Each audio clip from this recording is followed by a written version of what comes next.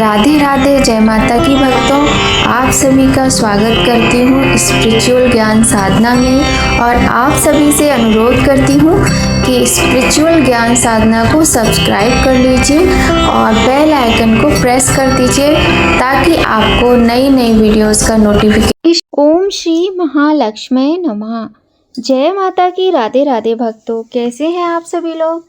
आप सभी लोग ईश्वर की कृपा से बहुत अच्छे होंगे, ऐसी हम आशा करते हैं और ईश्वर करे आप सभी लोग सदा प्रसन्न रहें, स्वस्थ रहें। प्रिय भक्तों, वैशाख का पावन महीना चल रहा है। ऐसे में वैशाख माह में बड़े ही सुंदर सुंदर पुण्यकारी त्योहार आते हैं, व्रत आते हैं, पर्व आते हैं, जिनको हम बहुत ही हर्षोल्लास प्रसन्नता के साथ मनाते हैं। वैशाख मास अपने आप में सर्वोत्तम मास है।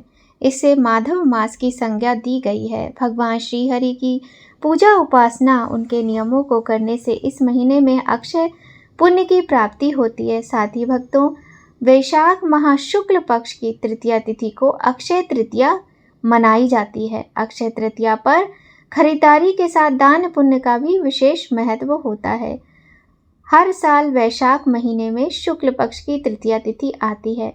धार्मिक मान्यताओं के अनुसार अक्षय तृतीया पर स्नान, दान, खरीदारी, भगवान विष्णु और माता लक्ष्मी का पूजन करना अत्यंत पुण्यदायक माना जाता है।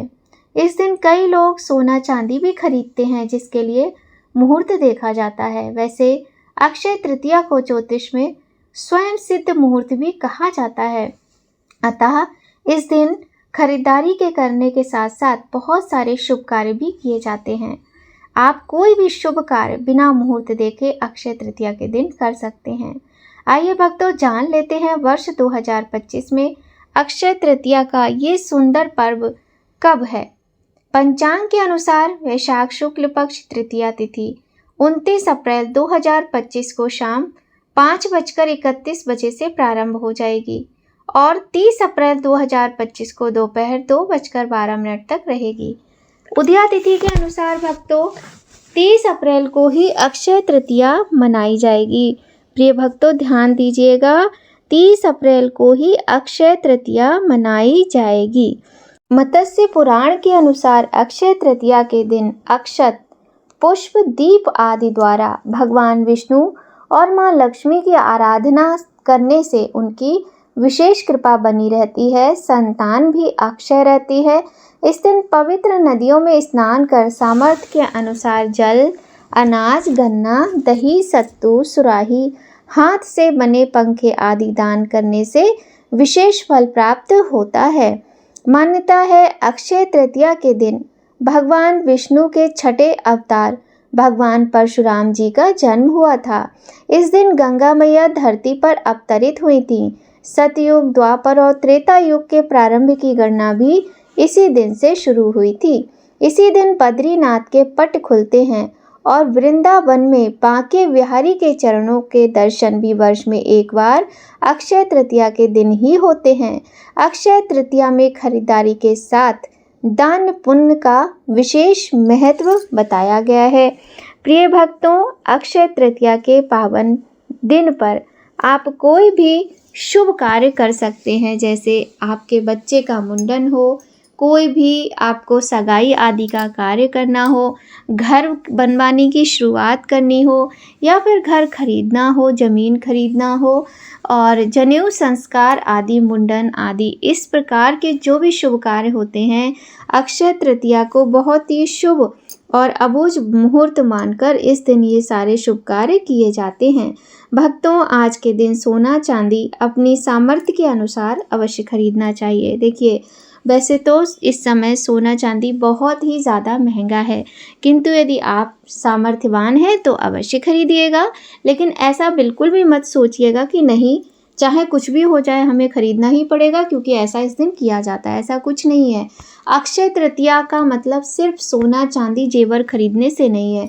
अक्षय तृतीया का महत्व है पूजा पाठ, जप तप से भगवान के नाम का जप करना, मंत्रों का जाप करना, हवन करना और रामायण जी इत्यादि का पाठ कराना, गीता जी का पाठ कराना, सुंदरकांड का पाठ करना।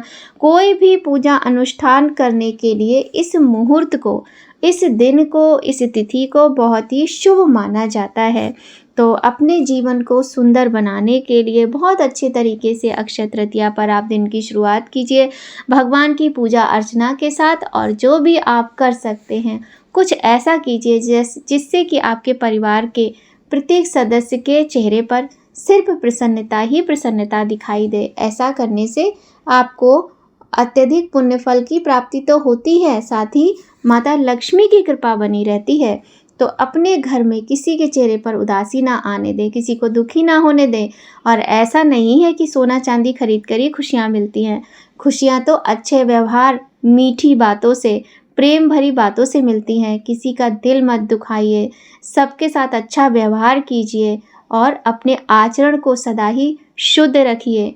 तो बहुत ही पवित्रता, शुद्धता के साथ इस त्यौहार को मनाइए और अपने घर की बेटियों का सम्मान कीजिए। आपकी स्वयं की बेटी, पत्नी, माँ, बहन, जितनी भी स्त्रियां आपके घर में हैं, आपके आसपास आपको नज़र आती हैं, सभी का सम्मान करना चाहिए। ऐसा हम इसलिए बोलते हैं क्योंकि हमने बहुत अधिक इस बात को देखा है कि बिना किसी कारण के पुरुष भाई लोग जो होते हैं, और कुछ बहनें ही ऐसी होती हैं, मतलब कहा जाता है ना कि एक स्त्री ही स्त्री की दुश्मन होती है। तो बात भी सही है कि एक स्त्री के कहने से ही दूसरी स्त्री का घर किस तरह बर्बाद होता है, ये स्त्रियां ही करती हैं। तो हर चीज़ में कहीं ना कहीं स्त्री जिम्मेदार तो होती ही हैं। तो बस इतना ही निवेदन है, चाहे वो स्त्री हैं चाहे वो पुरुष हैं, अपने घर में प्रेम और सौहार्द बनाकर रखें।